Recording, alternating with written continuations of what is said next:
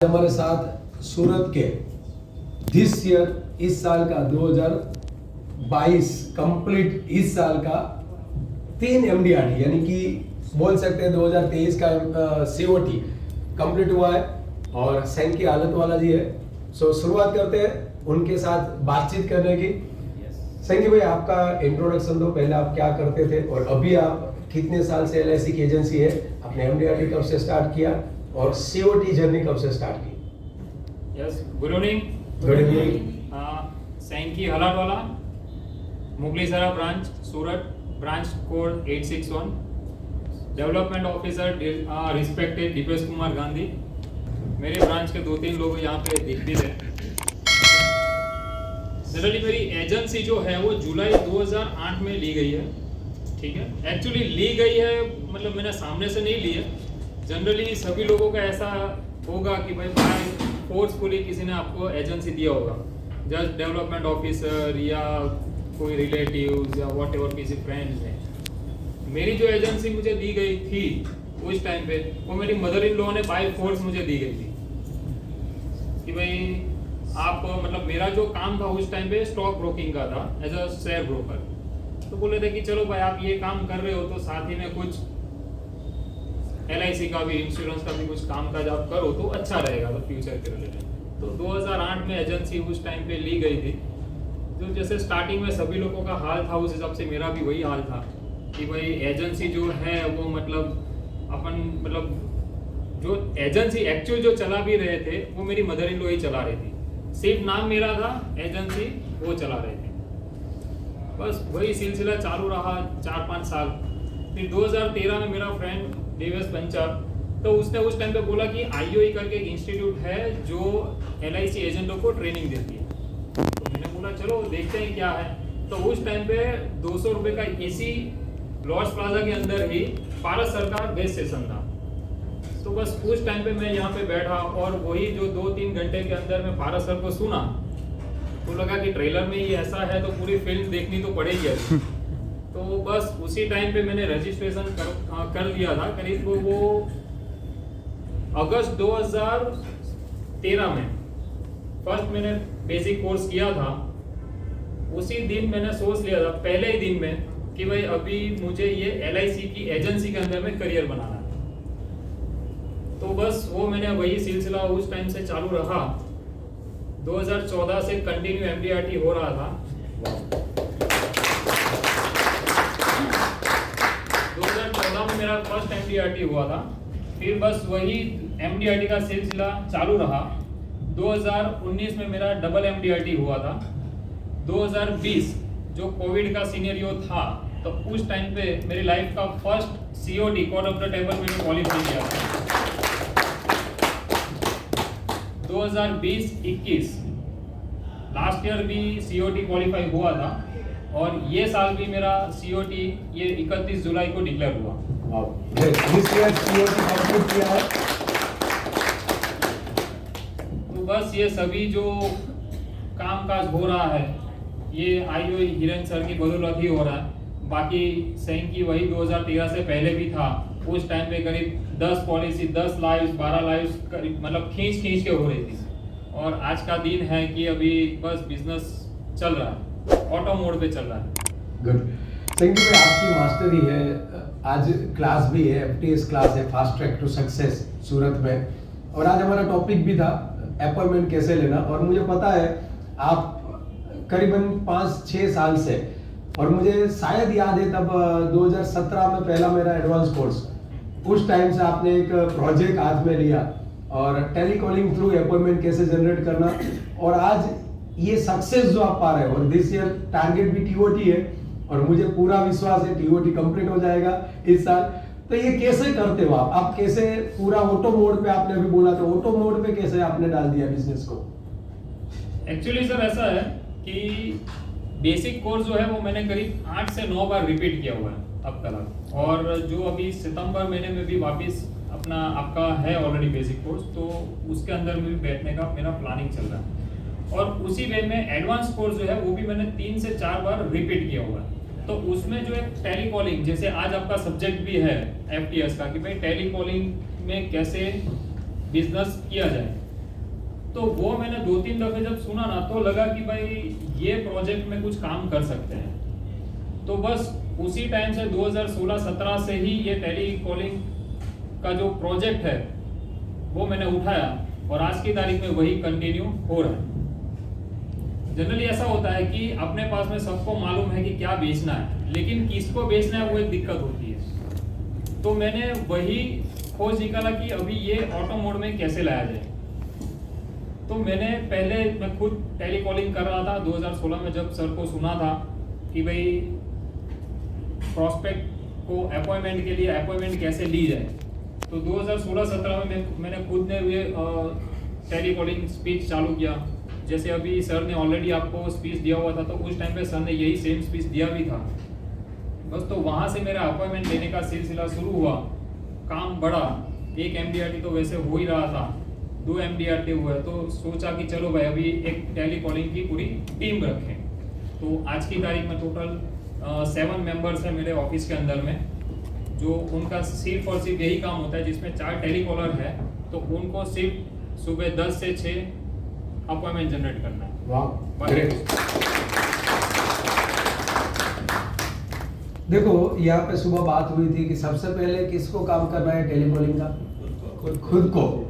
और खुद करेंगे तब जाके करवा सकते हैं। अभी क्या करते हैं, डायरेक्ट टेलीकॉलर स्टाफ रख दिया, लेकिन उनके ऑब्जेक्शन हैंडल कौन करेगा? अभी हमने तो किया नहीं है प्रैक्टिकल, तो सबसे पहले हमें करना चाहिए। जो सेंकी भाई ने भी क्या बोला, सबसे पहले मैंने किया, बाद में मैंने स्टाफ को रखा। तो सेंकी भाई, अभी ऑब्जेक्शन आते हैं, कभी कभी अपॉइंटमेंट नहीं मिलती है, कभी कभी वो नई टेलीकॉलिंग है, वो नर्वस भी हो जाते हैं, तो उस टाइम पे क्या आप उनको कैसे एडवाइस करते हो? एक्चुअली टेली कॉलिंग ऐसा सब्जेक्ट है कि अगर अपन खुद भी एक दिन बैठ जाए 1 घंटे के लिए, और सामने से अगर 10 रिजेक्शन आ जाता है कि भाई नहीं लेना है, ये नहीं लेना है, अपॉइंटमेंट नहीं मिलती, तो खुद भी डिप्रेशन में आ जाते हैं। तो स्वाभाविक है कि उनका जो काम है वो तो 10 से 5 का यही काम है, तो दिन में अच्छे खासे कॉल कर देते होंगे। तो मैंने ऑफिस में एक सिस्टम सेट किया हुआ है कि एवरी सैटरडे दोपहर का टाइम 2 से 3 आफ्टर लंच, तो क्या है कि मैंने उनको एक बुक दिया हुआ है कि भाई आपको जो भी ऑब्जेक्शन आता है तो वो आप नोट डाउन कर लो, ठीक है। जनरली ऐसा होता है कि कॉमन ऑब्जेक्शन ही आते हैं। जैसे अभी बीच में LIC का IPO आया था जो नीचे खुला था, जो सर ने अभी बोला भी, तो उस टाइम पे वो भी एक काफी इश्यू आया था। तो मैंने उनको बोला कि ठीक है, आप एक बार नोट डाउन कर लो, फिर सैटरडे बैठेंगे तो उस टाइम पे रिविजन कर लेंगे कि क्या आपने उसके अंदर में ऑब्जेक्शन हैंडल करना है। बस तो सर एवरी वीक 2 से 3 1 घंटा हम लोग बैठते हैं, तो क्या उन लोगों को भी थोड़ा ब्रशअप हो जाता है। डेफिनेटली देखो, नर्चरिंग करना पड़ेगा। कभी कभी क्या है, हम भी टेलीकॉलिंग साफ रख लेते हैं, लेकिन ऑब्जेक्शन आते हैं तो हम जवाब नहीं दे पाते। आज अगर मैं गुजरात ऑफिस IOA की बात करूं तो रेगुलर जब भी मैं वीक में एक बार अहमदाबाद होता हूं, 2 घंटे की सेम सेंकी भाई जो बोलते हैं वैसे ही पूरे दिन में अगर कोई भी ऑब्जेक्शन, नया ऑब्जेक्शन आया तो पीछे के पेज में लिख लेना है और वहां पे उनके नर्चरिंग करता हूं, उनका ऑब्जेक्शन हैंडलिंग करना पड़ता है। क्योंकि नेगेटिविटी आएगी तो आगे के कॉल में उनको इंथुजियास्टिक नहीं रहेंगे, हैप्पी नहीं रहेंगे, और नेगेटिविटी आ जाएगी तो हैप्पी हुए सब छोड़ के वापस दूसरी लाइन में चले जाएंगे बातों में। सो नर्चरिंग इंपॉर्टेंट है, नर्चरिंग करना पड़ेगा। जैसे कि भाई कैसा रेशियो क्या है, कितने कॉल में कितने अपॉइंटमेंट जनरेट होते हैं और कितना क्लोजिंग होता है, वो जरा आपका रेशियो बताइए। एक्चुअली ऐसा होता है कि जो टेली कॉलिंग दिन का 25, 30, 50 फोन करते हैं, तब जाके 1-2 अपॉइंटमेंट जनरेट होती है, ठीक है।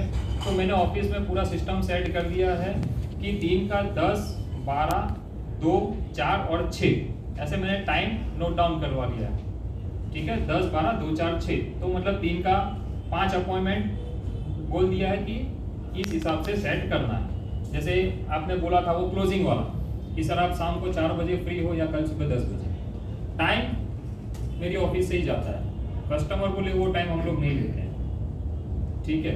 और ऐसा होता है कि जैसे आज है तो आज के दिन ही कल की अपॉइंटमेंट मेरे पास हो जाती है, जैसे सर ने प्लानर बताया था, ठीक है। तो उसी हिसाब से हम लोगों का वर्क होता है कि कल 10 बजे 12 बजे जिस हिसाब से होता है उस हिसाब से। और बेसिक कोर्स का एक फंडा था कि डॉक्टर फॉर्मूला, कि डॉक्टर फॉर्मूला क्या, तो मतलब दिन का 3 मीटिंग, तो बेयर मिनिमम 3 मीटिंग तो करना ही करना है, चाहे अपॉइंटमेंट मिले चाहे नहीं मिले। ठीक है, अगर मिले तो ठीक है, उसके ऊपर ही जाना है, अगर नहीं मिले तो फिर मैं मेरे हिसाब से मैनेज कर लेता हूँ, क्योंकि प्रीवियस पॉलिसी होल्डर्स भी होते हैं तो उनको भी मिलना होता है, तो उस हिसाब से हो सकता है। आज भी मैं अभी यहाँ आया हूँ तो सर आज भी मैंने 3 मीटिंग, आज का जो क्राइटेरिया है वो मैंने ऑलरेडी कंप्लीट कर दिया, मेरा जो एक्चुअल टारगेट। गुड। दोस्तों सबसे इम्पोर्टेंट क्या है, अभी यहाँ पे बहुत ही अच्छी बात बताई और सुबह हमारा जिक्र भी हुआ था। मैंने बोला था ना, अगर दिन का 3 मीटिंग किया तो क्या क्वालिफाई कर सकते हो? अभी सेंकी भाई सुबह से तो नहीं है, फिर भी मैंने बोला ना, और आपके सामने रिजल्ट है COT। दिन का 3 मीटिंग करो, COT गारंटेड हो सकते हो। लेकिन ये 3 मीटिंग कहां से निकाले? तो इनके लिए ये टेलीकॉलिंग स्टाफ है, इनके लिए ये जनरेट करके देते, और जनरेट करके देते तो हम जाते। सेंकी भाई आप कौन सी सोच से जाते हो? क्योंकि क्या है, कभी कभी हम मीटिंग करते हैं, ये मीटिंग तो मिलती है टेलीकॉलिंग थ्रू, लेकिन कौन सी सोच से जाते हैं कि नहीं 100% सभी मीटिंग कंफर्म होनी चाहिए? क्या लगता है कैसे होता है ये अननोन पार्टी में आप जब भी कॉलिंग के लिए जाते हो तब मीटिंग के लिए? एक्चुअली ऐसा होता है कि अननोन में जाते हैं तो वहां पे जाके पता चलता है कि एक्चुअल पार्टी है कौन। ठीक है, तब तक तो खुद को आइडिया नहीं होता है कि वहां पे होगा कौन, कि वो बिजनेसमैन होगा या सर्विस क्लास वाला होगा। अच्छा, उससे पहले बीच में मैं आपको एक क्वेश्चन करूंगा, ये डेटा कहाँ से लाते हो? डेटा कौन से डेटा में कॉलिंग करते हो? जनरली सर अभी आपने बोला yellow pages is the best tool, या फिर अभी तो मार्केट में काफ़ी सारे ऐसे लोग भी हैं जो डेटा प्रोवाइड भी करते हैं। ठीक है, या एकदम अगर मैं बोलूं तो जैसे अपना मोबाइल है, मोबाइल के अंदर में कम से कम 2 से 3 हज़ार नंबर होते ही होते हैं। ठीक है, अभी कल ही फ्रेंडशिप डे गया तो आपके काफ़ी सारे ऐसे फ्रेंड्स होंगे कि जिसके मोबाइल के अंदर में कम से कम 2 से 3 हज़ार नंबर होंगे, तो वो नंबर भी आप यूज़ कर सकते हैं। कई सारे ऐसे ग्रुप है जिसमें आपको उन्होंने ऐड किया है, हमें पता नहीं है वो ग्रुप का, तो वो ग्रुप में नंबर तो ढेर सारे होते हैं, तो वो नंबर को ले लो, अननोन नंबर को। दूसरे डेटा अगर मैं बात करूं तो न्यूज़पेपर में डेली ऐड आती है, न्यूज़पेपर से डेटा ले लो। और मार्केट में जैसे सेंकी भाई ने बोला, तो कई सारे डेटा मार्केट में मिलते हैं जो हम परचेस कर सकते हैं, लाखों की संख्या में डेटा मिलते हैं जो परचेस करते हैं और बिल्कुल अननोन है। उनके साथ जो स्पीच आज दी है वो स्पीच अगर बात करेंगे डेफिनेटली वहां पे रिजल्ट मिल सकता है। संगी भाई वहां पे अननोन लोगों के पास जाते हो तो कैसे, अभी वो कंटिन्यू करो, कैसे बात होती है और क्या वहां पे रिजल्ट, कौन सी रेशियो में रिजल्ट मिलता है? रेशियो बेसिकली वही होता है, 10 अगर लोगों को मिलते हो आप तो कम से कम 2 पॉलिसी सेल होती है। ठीक है, और जनरली अननोन में जब जाते हैं तो वो रेशियो 10 में 1 भी हो सकता है। तो सर एक्चुअली ऐसा है कि 10 लोगों को मिलते हैं तो शायद 1 पॉलिसी सेल होता है या 2 होता है, 1 या 2 पकड़ के चल सकते हैं।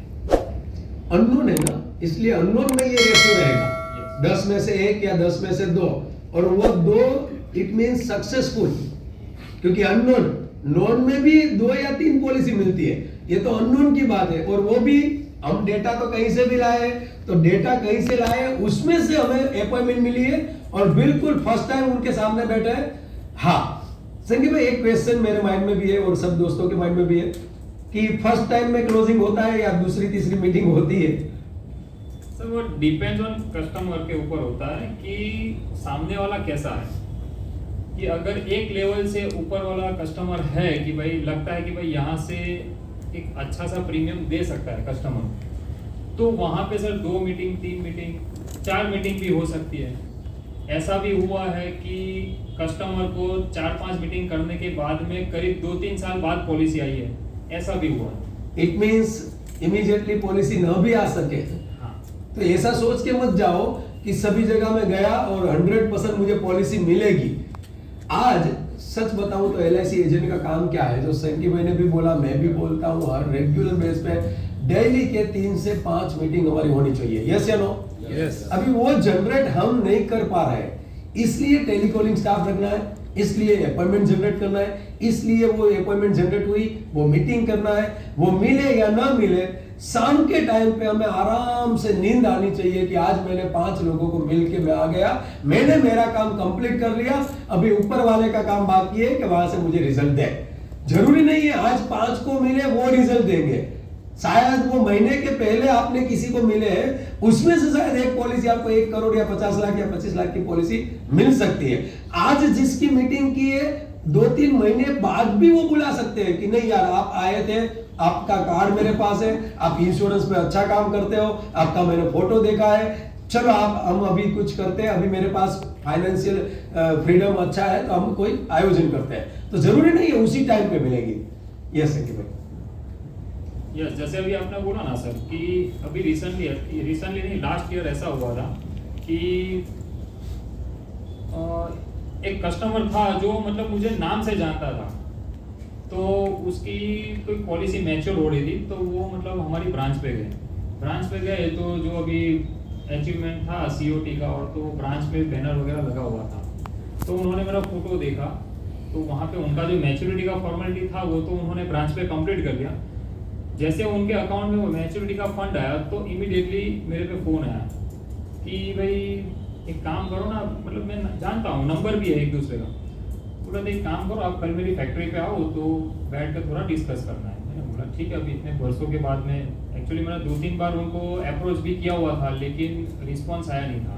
चलो ठीक है, फैक्ट्री पे गया तो उन्होंने बोला कि भाई आपका ब्रांच में फ़ोटो लगा है तो लगता है आपका काम अच्छा है, ये वो करके। तो बोले थे मेरी अभी मैच्योरिटी आई है जीवन श्री की, तो 20 लाख रुपए आए थे, तो अभी उसको कैसे करना है, मुझे सिंगल टाइम डालना है। वैसे काफ़ी डिस्कशन हुआ, फिर उसी फैमिली से करीब 30-40 लैक्स का सिंगल प्रीमियम आया उसी मीटिंग में, और करीब रेगुलर का 4 से 5 लाख रुपए का रेगुलर प्रीमियम आया।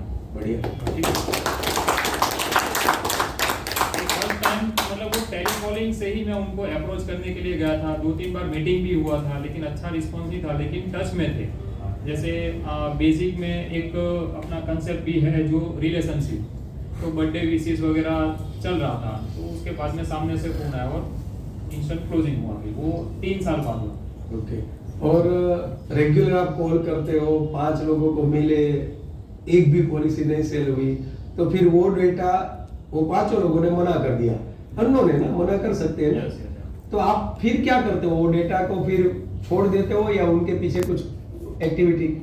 एक्चुअली सर ऐसा है कि जो भी कस्टमर को मैं फर्स्ट टाइम मिलता हूँ तो उनका जो फैमिली बैकग्राउंड है, मतलब हर घर के अंदर में हमारे दो तो होते ही होते हैं, तो वो फैमिली का डेटा ले लेते हैं कि नाम और डेट ऑफ बर्थ। ठीक है, तो अगर 4 लोग भी होते हैं तो लीगली 4 बार तो अपन साल के अंदर में फ़ोन कर ही सकते हैं, तो बस उसी बहाने हम कस्टमर के टच में रहते हैं।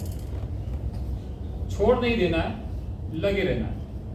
कभी कभी जैसे कुछ ना कुछ नया आता है, कुछ मैसेजेस वगैरह 1 महीने 2 महीने के अंदर में कुछ मैसेज डालते रहते हैं, कोई कॉम्बिनेशन जैसे यहाँ से मिलता है तो कॉम्बिनेशन भेजते हैं, तो उसी बहाने कुछ ना कुछ इंक्वायरी जनरेट होती रहती है। ग्रेट। इट मीन्स एक बार मिले हैं उनको छोड़ना नहीं है, बर्थडे विश करना है, मैरिज एनिवर्सरी विश करनी है, कुछ ना कुछ त्योहार आए, फेस्टिवल है, फेस्टिवल विश करो। साथ साथ में उनके वहां अगर वो कोई भी रिलीजन से है तो उनके त्योहार भी आप विश कर सकते हो। बेटर है कि कंटिन्यू, अगर कुछ नया प्लान आया है LIC में, कोई प्लान क्लोज हो रहा है तो उनको हम विश कर सकते हैं। ऐसा करके कंटिन्यू उनके कांटेक्ट में रहेंगे, जिससे उनको पता चलेगा कि ये LIC एजेंट मुझे कांटेक्ट करके गए हैं, और दूसरी बार अगर उसको LIC का कुछ काम रहेगा तो इमीडिएटली वो सेंगी भाई को याद करेंगे। सो रेगुलर उनके कांटेक्ट में रहना है। लास्ट बट नॉट लीस्ट सेंगी भाई, कभी कभी इसमें 1 दिन 5 दिन या कभी कभी क्या है, अननोन लोगों को मिलना है तो नेगेटिविटी आती है, उस टाइम पे क्या करते हो? उस टाइम में चार्ज होने के लिए आपके पास आ जाते हैं।